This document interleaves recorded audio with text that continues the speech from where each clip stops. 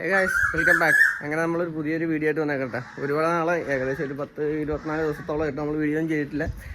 കാരണം വേറെ നല്ല വണ്ടിയൊന്നും ഇല്ലായിരുന്നു. ഇന്ന് നമ്മുടെ കൂട്ടത്തിൽ ഒരു ദോസ്ത് പ്ലസ് വന്നിട്ടുണ്ട്. നമ്മുടെ സ്റ്റാൻഡിൽ ഒരു പുതിയൊരു വണ്ടി എടുത്തിട്ട് അതിൻ്റെ വീഡിയോ എടുത്തേക്കാന്ന് പറഞ്ഞത് കിടക്കണം നമ്മുടെ ദോസ്ത് പ്ലസ്. ഇത് നമ്മുടെ ശിവം എന്ന് പറഞ്ഞാൽ രതീഷണൻ്റെ വണ്ടിയാണ്. പുള്ളിക്ക് നേരത്തെ ഒരു ഐസം ഉണ്ടായിരുന്നു, അത് കൊടുത്തില്ല, അത് വീട്ടിലുണ്ട്. അപ്പോൾ അത് വെച്ച് അതിന് പകരമായിട്ടെടുത്തൊരു ദോസ്താണ് കേട്ടോ. അപ്പോൾ ഇതാണ് ഇതിൻ്റെ ആ ഒരു ഫസ്റ്റ് ലുക്ക് എന്ന് പറയുന്നത്. മേളിൽ ക്യാരറ്റ് അടിച്ചിട്ടുണ്ട്, തൊപ്പി അടിച്ചിട്ടുണ്ട്, ബമ്പർ വെച്ചിട്ടുണ്ട്. അതുകൊണ്ടാണ് വണ്ടി കുറച്ചുകൂടി നല്ല അഗ്രസീവായിട്ടുള്ള ഒരു ലുക്കിൽ നിൽക്കുന്നത്. ഇതാണ് നമ്മുടെ ദോസ്ത് പ്ലസ് XL LX. അതായത് നമ്മുടെ പണ്ടത്തെ ദോസ്തിൽ ദോസ്ത് പ്ലസ് XL എന്ന് മാത്രം LX മാത്രമേ കാണുള്ളായിരുന്നു. ഇത് അഡീഷണൽ ഇപ്പോൾ ഒരു പുതിയ മോഡലായതുകൊണ്ടാണ് ദോസ്ത് പ്ലസ് XL LXും വന്നിട്ടുണ്ട്. അപ്പോൾ നമുക്ക് പതിവ് പോലെ നമുക്ക് ഫ്രണ്ടിൽ നിന്ന് തന്നെ തുടങ്ങാം. വണ്ടി മാരക ലുക്കായിട്ടില്ലേ, നമ്മുടെ വെള്ള തൊപ്പി കാര്യങ്ങളൊക്കെ അടിച്ച് കഴിഞ്ഞപ്പോൾ ക്യാരറ്റൊക്കെ അടിച്ച് കഴിഞ്ഞപ്പോഴത്തേക്ക് അടിപൊളിയായിട്ടുണ്ട്. ഇവിടെ ആയിട്ട് നമ്മുടെ ഷെവിൽ ഐലാൻഡ് എന്നൊരു ബാഡ്ജിങ് കൊടുത്തിട്ടുണ്ട്, അവരുടെ എംബ്ലം കൊടുത്തിട്ടുണ്ട്, വൈപ്പർ കാര്യങ്ങൾ, ഗ്ലാസ് കഴുകാനുള്ള നോബ് കാര്യങ്ങളൊക്കെ കൊടുത്തിട്ടുണ്ട്. നമ്മൾ നോർമൽ ഹാലജൻ ബൾബാണ് കൊടുത്തേക്കുന്നത്.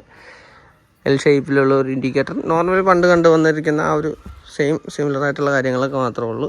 താഴത്തേക്ക് ഒരു എയറിൻ്റെ കാര്യങ്ങളൊക്കെ കൊടുത്തിട്ടുണ്ട്. ഇവിടെ ആയിട്ട് ചെറിയൊരു കെട്ടി വലിക്കാനുള്ളൊരു സാധനം കൂടി ഉണ്ടാകേണ്ടതാണ്. നോക്കട്ടെ കേട്ടോ, ആ ഒരു സാധനം ഇതിനകത്ത് മിസ്സിങ് ആണ്.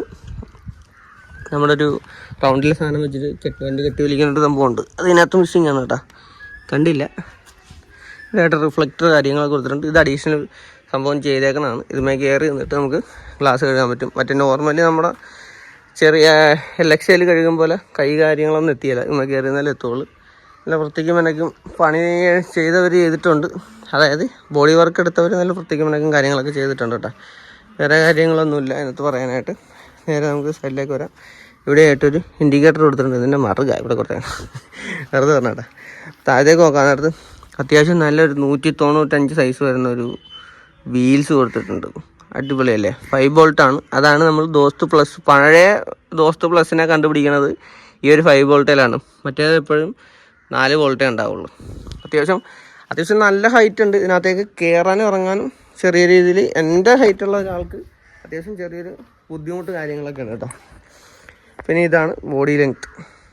അത്യാവശ്യം നല്ല രീതിയിലുള്ള ലെങ്ത്ത് ഉണ്ട് വണ്ടിക്ക്. നമ്മൾ കാണുമ്പോഴല്ല, വണ്ടി ഓടിക്കാൻ നേരത്ത് അതിനകത്ത് കയറി നിന്ന് കഴിയുമ്പോഴത്തേക്ക് മനസ്സിലാവുള്ളൂ. നമ്മുടെ ബാറ്ററി യൂണിറ്റ് കാര്യങ്ങളൊക്കെ വന്നിട്ടുണ്ട്.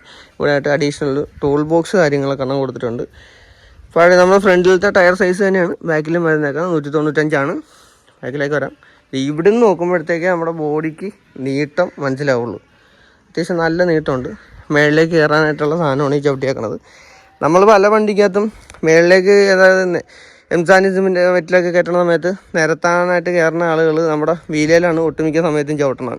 എൻ്റെ വണ്ടിയിലൊക്കെ മിക്കപ്പോഴും ആഡ് ബ്ലൂവിൻ്റെ ടാങ്കിൽ ചവിട്ടി മേളിൽ കയറും. അവിടുത്തെ ആ നിരത്താൻ കയറുന്ന ഭായിമാർ വിൽക്കേക്കാം. അതൊക്കെ ഒഴിവാക്കാൻ കേട്ടോ, ഇങ്ങനെയുള്ള സാധനങ്ങളൊക്കെ പിടിപ്പിക്കണമെങ്കിൽ. ഇതേപോലത്തെ ഒരു സംഭവം ആ ഫ്രണ്ടിലും കൂടി വന്നിരുന്നെങ്കിൽ ബെറ്റർ ആയിരിക്കും. കാരണം നമ്മൾ ആ ടയറെ ചവിട്ടിയിട്ട് വേണം നമ്മൾ മേളിൽ പൈപ്പ് കാര്യങ്ങളൊക്കെ കയറ്റാൻ നേരത്ത് കെട്ടാൻ വേണ്ടി കയറാനായിട്ട്. അപ്പോൾ അത് അവിടെയും കൂടി കൊടുത്തിരുന്നെങ്കിൽ ആ ഒരു സംഭവം ഒഴിവാക്കാമായിരുന്നു. ഇതാണ് ബാക്ക് സൈഡ്. നല്ല വൃത്തിയുണ്ട് വണ്ടിക്ക്. ബാക്കിൽ നിന്ന് നോക്കാൻ നേരത്ത് കുറച്ച് നാളത്തേക്കുള്ള കേട്ടോ സംഭവം. വണ്ടി ഓടി വരാൻ നേരത്ത് ഇതൊക്കെ മാറി.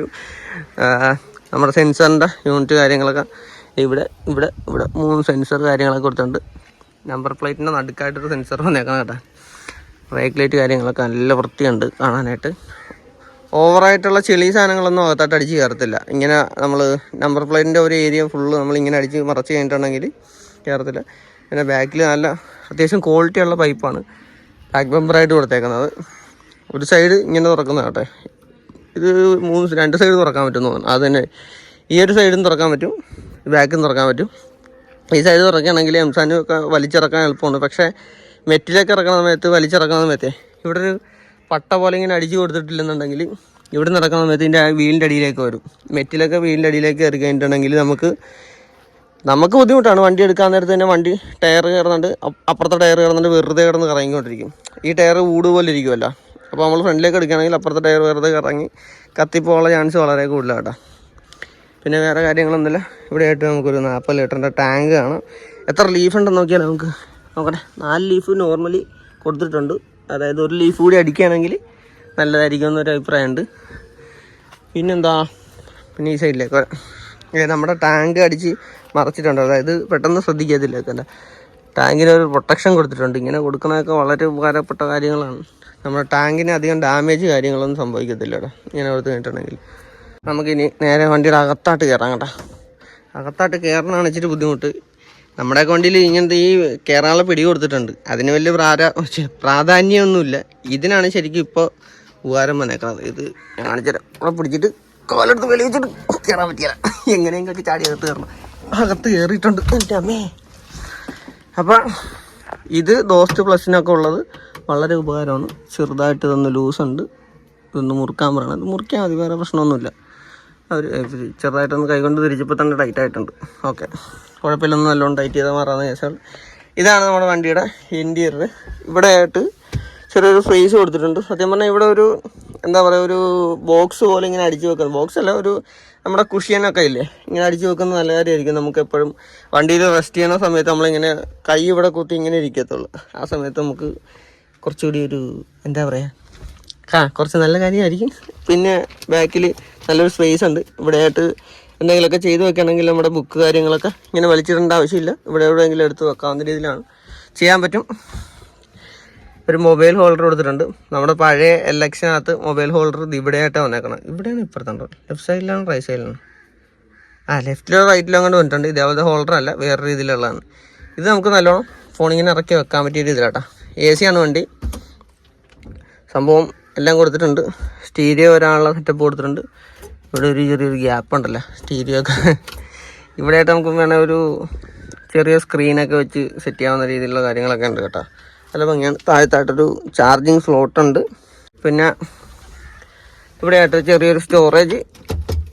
ഇത് പഴയ വണ്ടിക്കകത്ത് കാണുമ്പോഴത്തെ സ്റ്റോറേജ് തന്നെ കേട്ടോ. പക്ഷേ അതിൻ്റെ ഡിസൈനിൽ വ്യത്യാസമുണ്ട് കേട്ടോ. നമ്മുടെ ക്യാബിൻ ഡിസൈനിൽ ചെറിയൊരു വ്യത്യാസമുണ്ട്. അത് കാണാൻ നല്ല ഭംഗിയൊക്കെ ഉണ്ട് കേട്ടോ. ഇവിടെ തന്നെ കൊടുത്തിട്ട് ഇവിടെ നീളത്തിൽ വന്നിട്ട് പിന്നെ വലുതായിട്ട് ഒരു നല്ല കാണാൻ നല്ല വൃത്തിയുള്ള രീതിയിൽ കൊടുത്തിട്ടുണ്ട്. ഡിസൈനൊക്കെ നമുക്കൊന്ന് ഓണാക്കാം. ഇതാണ് ഇതിൻ്റെ ഡിസ്പ്ലേ.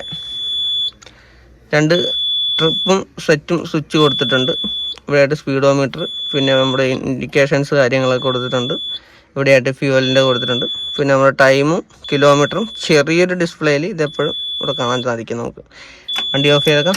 RPM മീറ്റർ കാര്യങ്ങളെല്ലാം വന്നിട്ടുണ്ട്. ഇതാണ് നമ്മുടെ സ്റ്റിയറിങ്.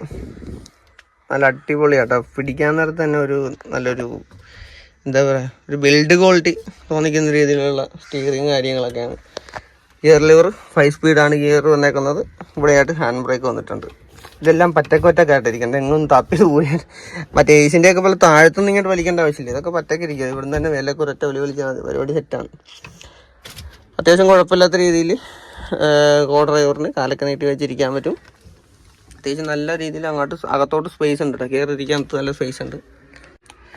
കോ ഡ്രൈവറിന് കയറാൻ നേരത്ത് പിടിക്കാനുള്ള സാധനം കൊടുത്തിട്ടുണ്ട്.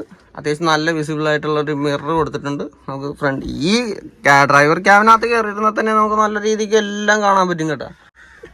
അപ്പം ബാക്കിലേക്ക് നോക്കാൻ നേരത്ത് ഇവിടെ ആയിട്ടൊരു ലൈറ്റ് കാര്യങ്ങളൊക്കെ കൊടുത്തിട്ടുണ്ട്. ബാക്കിൽ തിരിഞ്ഞ് നോക്കിയിട്ട് റിവേഴ്സ് വെക്കുന്നവർക്കും കാണാൻ നല്ല ഭംഗിയുണ്ട്. പക്ഷേ കാണാനായിട്ട് നല്ല രീതിയിൽ കാണാൻ സാധിക്കും. ഈ ഒരു വൈഡായിട്ടുള്ള ഒരു ഗ്ലാസ് ഏരിയ കാര്യങ്ങളൊക്കെ വന്നിട്ടുണ്ട്. പിന്നെ ബാക്കിൽ നമ്മുടെ ഇത് ജാക്കിയുടെ സെറ്റപ്പാണ്. പിന്നെ ഇവിടെ സെൻസർ കാര്യങ്ങളൊക്കെ വന്നിട്ടുണ്ട്. ജാക്കി കാര്യങ്ങളൊക്കെ ഇവിടെ ഇരിപ്പുണ്ട്. ഇതിൻ്റെ എൻജിൻ കപ്പാസിറ്റി നോക്കുകയാണെങ്കിൽ 1478 cc 1.5 ലിറ്ററിൻ്റെ 3 സിലിണ്ടർ പിന്നെ ഡീസൽ എഞ്ചിനാണ് ഈ വാഹനത്തിനകത്ത് വന്നേക്കുന്നത്. ഇതിൻ്റെ മാക്സിമം പവർ എന്ന് പറഞ്ഞാൽ 70 HP പവറാണ് വന്നേക്കുന്നത്. മാക്സിമം ടോർക്ക് വരുന്നത് 170 Nm. മൈലേജ് കമ്പനി പറയുന്നത് 19.6 എനിക്ക് എൻ്റെ ഒരു അഭിപ്രായത്തിൽ നമ്മുടെ ഇവിടുത്തെ ഒരു സെറ്റപ്പ് വെച്ച് നോക്കാൻ നേരത്ത് കൂടിപ്പോയി കിട്ടുകയാണെങ്കിൽ 16-17 കിലോമീറ്റർ മൈലേജ് നമ്മുടെ ഇവിടെ കിട്ടുള്ളൂ കേട്ടോ. മാക്സിമം സ്പീഡ് വരുന്നത് 80 കിലോമീറ്ററാണ്.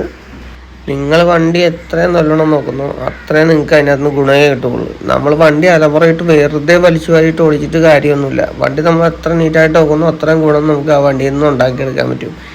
അപ്പോൾ എന്തായാലും ഇതൊക്കെയാണ് ദോസ്ത് പ്ലസിൻ്റെ നമ്മുടെ വിശേഷങ്ങളൊക്കെ കേട്ടോ. അപ്പോൾ അത്രേ ഉള്ളൂ ദോസ്ത് പ്ലസിൻ്റെ വിശേഷങ്ങളും കാര്യങ്ങളൊക്കെ. വീഡിയോ ഇഷ്ടപ്പെട്ടാൽ സപ്പോർട്ട് ചെയ്യാൻ മറക്കരുത്. Okay, by.